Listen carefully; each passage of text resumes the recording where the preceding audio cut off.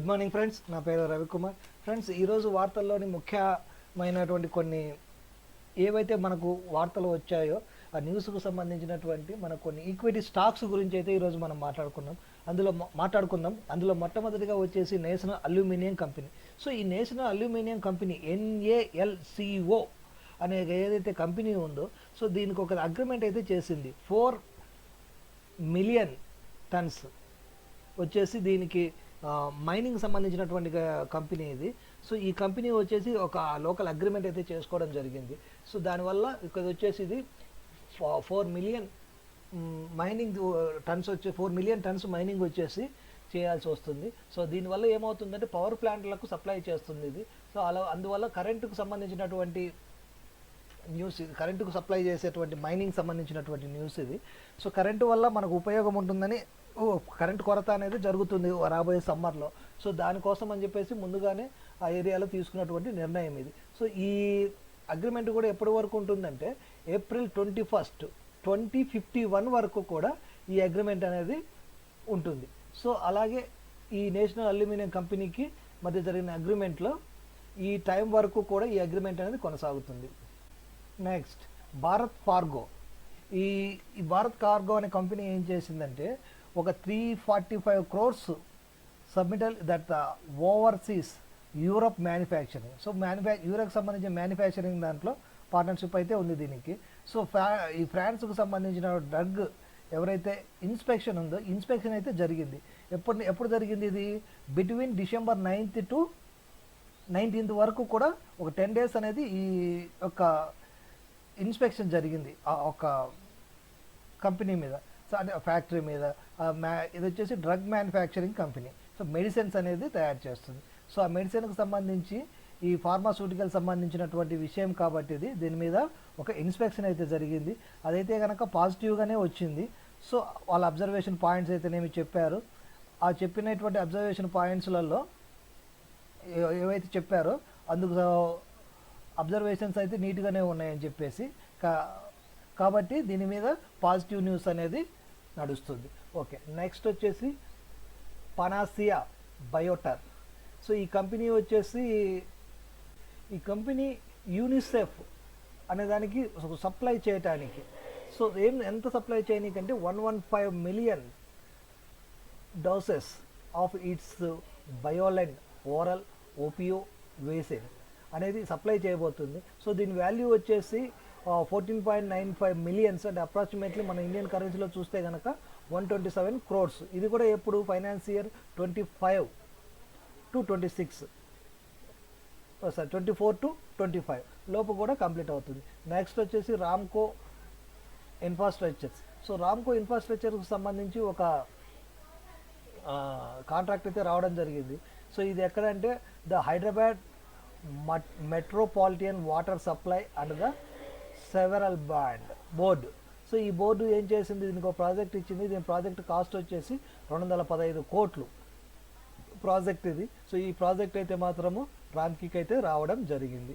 So అలాగే ఇంకా చూస్తే నెక్స్ట్ అపోలో హాస్పిటల్ ఎంటర్ప్రైజెస్కు సంబంధించినటువంటి న్యూస్ అయితే ఒకటి రావడం జరిగింది. సో దీంట్లో ఏంటిదంటే ప్రాపర్టీ ఇంటలెక్చువల్ ప్రాపర్టీకి సంబంధించినటువంటి న్యూస్ ఇది. సో వీళ్ళకు assets and liabilities of searching health and going అనే దాని మీద స్లంప్ మీద స్కేల్ ఎంత బేసిక్ ఉందంటే వీళ్ళకు 67.5 crores అనేది అయితే ఉండడం జరిగింది. Next Silgan India. ఇది వచ్చేసి కన్స్ట్రక్షన్కి సంబంధించినటువంటి company. So construction highway construction అయితే చేస్తుంది. సో దీనికైతే ఒక అగ్రిమెంట్ సైన్ చేసింది. సో కంపెనీకి వచ్చినది ఏంటి అంటే Ludhiana to Bathinda green field highway has executed as a కన్సెషనర్గా వచ్చింది.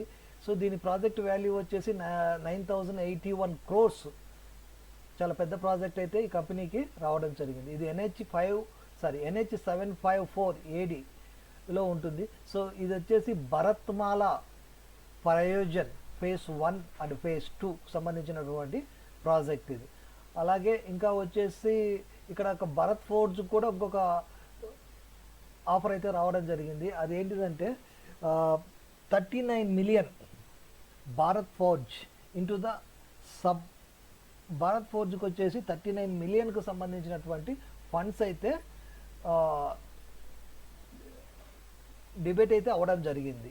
సో ఈ న్యూస్ను కూడా మనం గుర్తించాలి.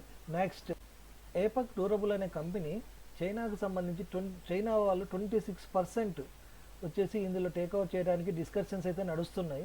ఇంకా ఇది ప్రిలిమినరీలోనే ఉంది, ఇంకా అయితే ముందుకైతే వెళ్ళలేదు. Next, UltraTech cement. సో మనకందరికీ తెలిసినటువంటి అల్ట్రాటెక్ సిమెంట్కు సంబంధించి ఒక న్యూస్ అయితే రావడం జరిగింది. ఇది న్యూస్ ఏంటిదంటే, ఇక్కడ అల్ట్రాటెక్ సిమెంట్కి సంబంధించిన విషయం ఏంటిదంటే, షేర్ హోల్డర్స్ వచ్చేసి ఇందులో ఇంతకుముందు 32.72% స్టేక్ ఉన్నది. దాన్ని ఏం చేశారంటే ఇప్పుడు 55.49కు అయితే పెంచుకోవడం జరిగింది. సో అల్ట్రాటెక్ సిమెంట్కు సంబంధించినటువంటి 26% అనేది షేర్ హోల్డర్స్ ఇంక్రీజ్ చేయడం జరిగింది. సో ఈ కంపెనీ అనేది భవిష్యత్తులో బాగా వస్తుందని ఉద్దేశంతో వాళ్ళైతే దాన్ని ఇంక్రీజ్ చేసుకోవడం జరిగింది. గోవా క్యార్బాన్ కంపెనీ అనౌన్స్ చేసింది ఏంటిదంటే, ఇది టెంపరీగా షట్ డౌన్ చేస్తుంది. ఎందుకంటే maintenance purpose, work effect 25th అనేది మాత్రము జరిగింది. సో ఈ కంపెనీ అయితే టెంపరీగా షట్ డౌన్ చేస్తుంది మెయింటెనెన్స్ పర్పస్ కోసం. అలాగే నెక్స్ట్ వచ్చేసి మైక్రోటెక్ డెవలపర్స్కు సంబంధించినటువంటి ఒక అగ్రిమెంట్ అయితే టర్మినేట్ చేయడం జరిగింది.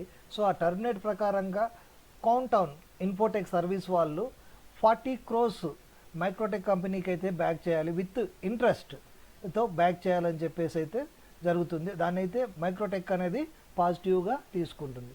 నెక్స్ట్, భారత్ పెట్రోల్ కార్పొరేషన్ వచ్చేసి లోయెస్ట్ ఒక బిడ్డింగ్ అయితే వేయడం జరిగింది, 150 MW ISTS. సో దీని కనెక్టర్ సోలార్ పవర్ సంబంధించినటువంటి ప్రాజెక్ట్ ఇది. సో ఎన్టీపీసీ నుంచి భారత్ పెట్రోలియం అనేది తీసుకోవడం జరిగింది. దీని యొక్క కెపాసిటీ వచ్చేసి 7056.45 crores. ఎక్స్పెక్టేషన్ జనరేషన్ వచ్చేసి 100 crores, యాన్యువల్గా వచ్చేసి 100 crores అయితే చేయాలనేది దీని యొక్క ఎక్స్పెక్టేషన్. సో ప్రొడక్సింగ్ వచ్చేసి అరౌండ్ 400 million units ఎనర్జీని ఇది డెవలప్ చేయాల్సి ఉంటుంది.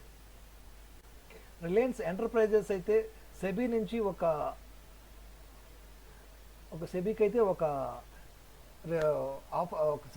సెబీకి నుంచి అయితే ఒకటి కోరుతుంది. అది ఏంటిదంటే, ఇక్కడ ఏదైతే డిపాజిటరీ పార్టిసిపెంట్స్ ఉన్నారో వాళ్ళకు అప్రూవల్ కావాలి సెబీ నుంచి చేంజ్ చేసుకోవడం కోసం. సో వాళ్ళకి ఎవరైతే ఉన్నటువంటి పార్ట్నర్స్ కానివ్వండి, దానికి సంబంధించినటువంటి ఏవైతే షేర్ హోల్డర్స్ ఉన్నారో అవి చేంజ్ చేసుకోనికి ఒక అప్రూవల్ కోసం అయితే రిలయన్స్ ఎంటర్ప్రైజెస్ సెబీని అప్రోచ్ అయింది. ఆదిత్య బిర్లా క్యాపిటల్ ఈ కంపెనీ ఏం చేసిందంటే ఇన్వెస్ట్ చేసింది 22.95 crores వచ్చేసి ఈ ఎక్స్ట్రాగా Aditya Birla capital insurance, Aditya Birla health insurance కంపెనీకి మీద ఇన్వెస్ట్మెంట్ చేసింది. కానీ షేర్ హోల్డర్స్కు సంబంధించి ఎటువంటి పర్సంటేజ్ అయితే మాత్రం చేంజ్ అవ్వలేదు. ఓన్లీ క్యాపిటల్ మాత్రమే ఇది ప్రొవైడ్ అయితే చేయడం జరిగింది. స్నోమ్యాన్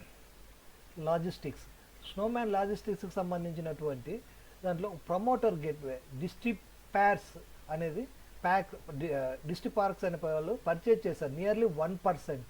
అది యావరేజ్ ప్రైస్ వచ్చేసి 75.45 rupees per share. Kalyani caste tech opportunity fund వచ్చేసి 6.68 స్మార్ట్ హార్జిన్ అనే కంపెనీ ఆఫర్ అయితే చేయడం జరిగింది. యావరేజ్ ప్రైస్ వచ్చేసి మాత్రము 405 రూపీస్ పర్ షేర్. ఈ ప్రమోటర్స్ వచ్చేసి సర్వీస్ దీనికి 2.08%, యావరేజ్ ప్రైస్ 405.83కి వీళ్ళు ఆఫర్ చేశారు. మనోరమ ఇండస్ట్రీస్.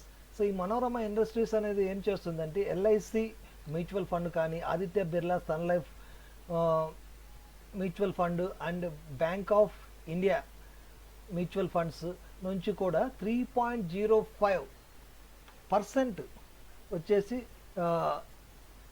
యావరేజ్ ప్రైస్ వచ్చేసి 11,100 పర్ షేర్ కింద ఇదైతే 200 రూపీస్ ఇన్వెస్ట్ చేసి తీసుకోవడం అయితే జరిగింది. దీంట్లో ఉన్నటువంటి ఎవరంటే Shri Ashish Sharaf, Vanita Ashish Sharaf, Agastya Sharaf and public share holder వచ్చేసి రీతు షరాఫ్. సో వీళ్ళ పేరు మీద అయితే తీసుకోవడం జరిగింది. ఇంకా సంబంధించినటువంటి ఇంకా విశేషాలకు టచ్లో ఉండండి. నెక్స్ట్ మీ రవికుమార్ మళ్ళీ కొత్త న్యూస్తో మీ ముందుకు వస్తారు. Thank you friends very much.